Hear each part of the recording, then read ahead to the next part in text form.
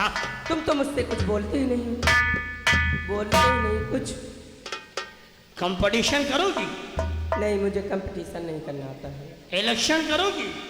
Selection करोगी? मेरा सब हो गया। उसके बाद में कनेक्शन करो। ए इधर आओ जी।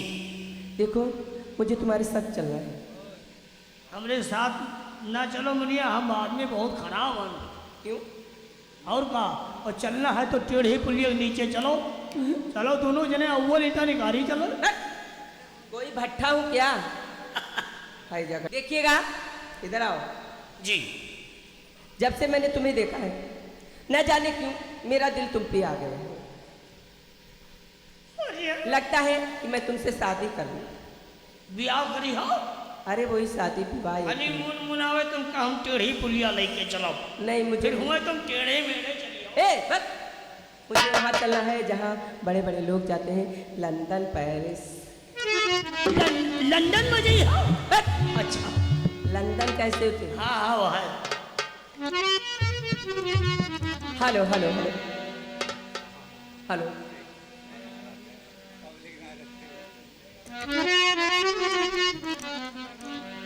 Hello hello.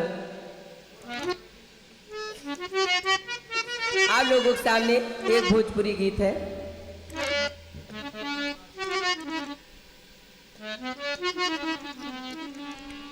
Hello hello hello. क्या बताऊं, जब से मैंने अपने उस्ताद जी को प्रोग्राम करते हुए देखा है, और तब से मुझे भोजपुरी की याद आ रही है। कौन सी भोजपुरी गाना चाहती है? वही। अच्छा, वो है भोजपुरी। और जहिया से चल गई और छोड़ के हमके।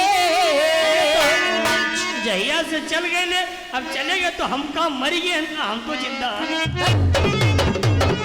और जहिया से चल गए और छोड़ के हमके, और जिंदगी भरी सुनसान हो। और जा रे चंदा ले आवा खबरिया, और जा रे चंदा और ले आवा खबरिया, कैसन बारू मोरिया।